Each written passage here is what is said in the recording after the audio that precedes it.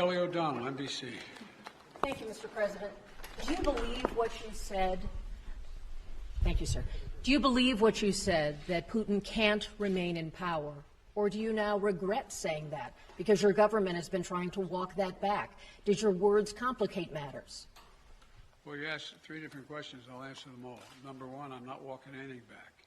The fact of the matter is I was expressing the moral outrage I felt toward the way Putin is dealing in the actions of this man.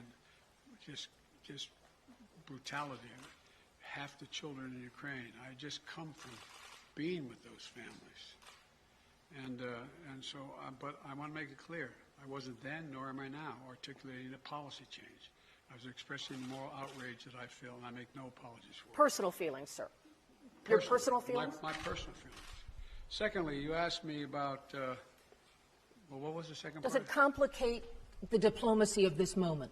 No, I don't think it does. You know, the fact is that we're in a situation where what complicates the situation at the moment is the escalatory efforts of Putin to continue to engage in carnage, the kind of behavior that makes the whole world say, "My God, what is this man doing?" That's what complicates things a great deal, but I don't think it complicates it at all. Mr. President, Let me go to Steve Holland, Reuters. Mr. President, thank you. When you say that you're not walking anything back, you do feel that Vladimir Putin should be removed from power? Is that what you're saying? No, what I was expressing, just what I said. I was expressing the moral outrage I felt towards this man. I wasn't articulating a policy change. And I think that, you know, if he continues on this course that he's on, he is going to become a pariah worldwide. And who knows what he becomes at home in terms of support. And just to follow up, are you concerned this remark might escalate the conflict? No, I'm not. I'm not at all. Look, thank you. And, you know, look, the other thing is that a couple of people have asked me as well, might well speak to it unless you want to ask the question, but, you know, that other governments have suggested that this is a problem, I'm escalating things. No. And has it weakened NATO? No, it hadn't. NATO has never, ever, ever, ever, ever, ever been as strong as it is today. Never. so if saying he cannot remain in power does not mean regime change, what does it mean? The deal with it is to strengthen and keep NATO completely united and help Ukraine where we can. Cleve, you had a question. Where is he? Thanks, Mr. President.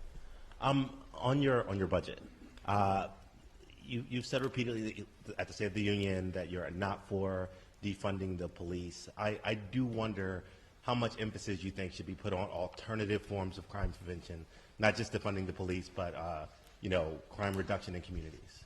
Oh, a significant amount. I've laid that out in detail in the budget. For example, we do know that intervention programs work. We do know that what police need, they need psychologists in the department as much as they need extra rifles. They need people who are in the department who can deal with the crisis that the police are going through as well, dealing with their crises, dealing with their mental state and how they're handling things. They need social workers engaged with them. I lay it all out. And it all works. If you see these community intervention programs, they work. They actually reduce crime. They significantly reduce crime. So that's a big piece of it. Just a follow-up. Is any of it related to political pressure from Republicans saying that Democrats are soft on crime, that, you know, that you guys are careening to the left? Isn't it kind of fascinating? When I first got elected, I was being beat up because I supported the police too much for the previous 30 years. No. That's what I think. Ozma.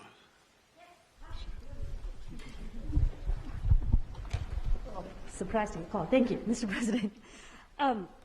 Are you willing to try to meet with Vladimir Putin? And I have a quick follow-up to that.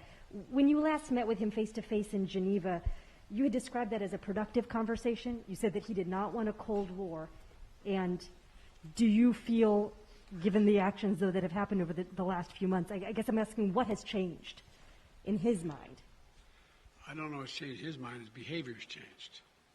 When we met, remember what we were talking about. We were talking about setting up a strategic dialogue and talking about the relationship of NATO and Russia and facing off in the regions and how we could have more transparency and all the rest. It was a normal discussion I had going all the way back to Kosygin and others back in 100 years ago when I was a young senator. And so what changed was nothing remotely approaching that.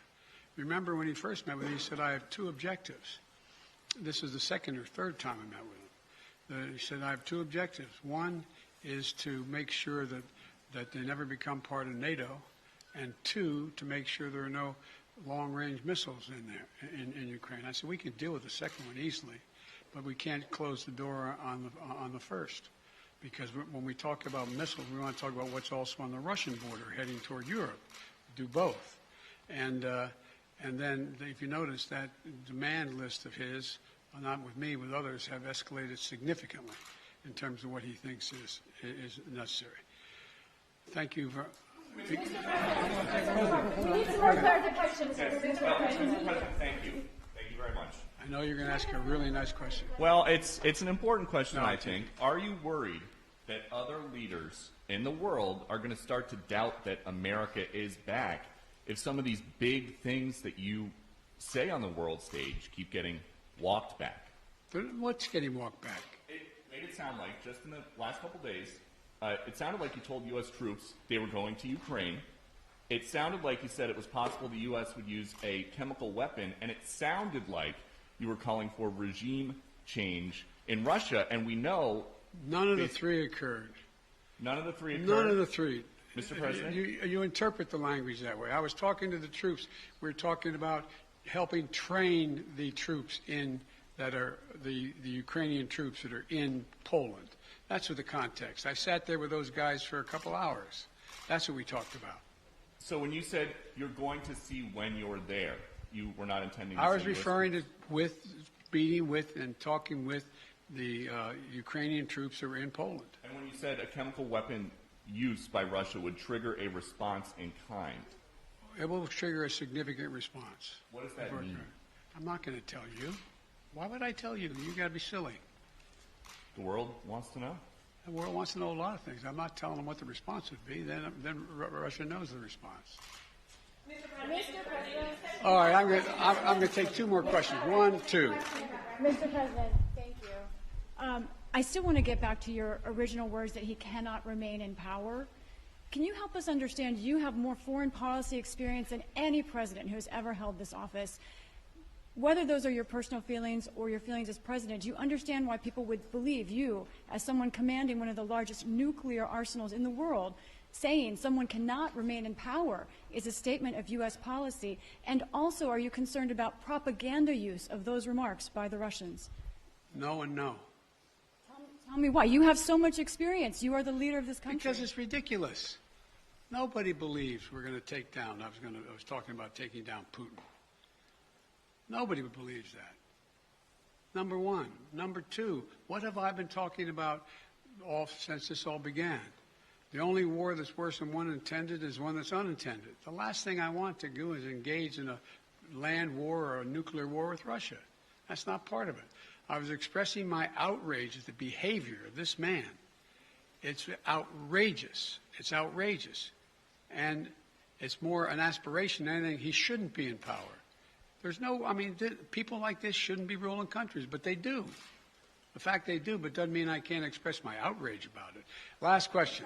Thank you. You've said that you're confident that your comment won't undermine diplomatic efforts. But just to be clear, are you confident that Vladimir Putin sees it that way, that he will not use this as an escalatory? I don't care what he thinks. Look, here's the deal. He's going to do what he's going to do. Putin, look. But you're not concerned that he may see your language and view that as a sign of a reason for escalation, use that as an excuse to escalate, given his recent behavior? Given his recent behavior, I shouldn't say that to you. Given his recent behavior, people should understand that he is going to do what he thinks he should do, period. He's not affected by anybody else, including, unfortunately, apparently his own advisors. This is a guy who goes to the beat of his own drummer. And the idea that he is going to do something outrageous because I called him for what he was and what he's doing, I think is just not rational. You didn't say whether you'd meet him again. Would you meet with President Putin No. ever again? It depends. No, it's not a question of the question is there something to meet on that would justify him being able to end this war and be able to rebuild Ukraine? That's the issue. Can you just, sorry, can you say yes or no, Mr. President, whether or not you would be willing to meet with President Putin It again? depends on what he wants to talk about. Thank you. Okay, last question. What if he wanted to talk about negotiations? Now, what if he Hello, wanted to? you said Supreme Court. Now, don't call me. Well, you can't leave that hanging. You're- Just real quick, two matters on the Supreme Court. While you were away, there were reports about the wife of Justice Thomas and texts that she had with former White House Chief of Staff Mark Meadows. Should Justice Thomas recuse himself from any cases involving the January 6th insurrection or former President Trump at this point? I leave that to two entities. Okay, go ahead. Oh, go ahead. Ask the second question. No, two entities. Go ahead. Sorry. One, the January 6th committee, and two, the Justice Department. That's their judgment, not mine to So, make. on Justice Thomas recusing, you don't think he should, or? I said that. I told you. Those things get into legal issues. That, in fact, I told you I would not tell the Justice Department what position to take or not take. And I'm not going to instruct the Congress either. And did you get any chance to watch much of the Judiciary Committee I hearings? didn't get a chance to see any of it, unfortunately. The fact that Republicans were questioning Judge Jackson on matters like former sentences related to child pornography cases or the definition of a woman, does that, as the former chairman of the Judiciary Committee, make sense to you?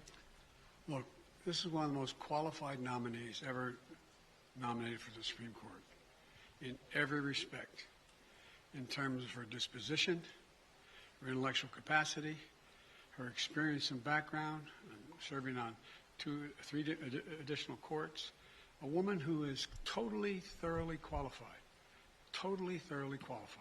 and will be a great addition to the court, in my view. Thank you. Thank you, Mr. President. Thank you, sir.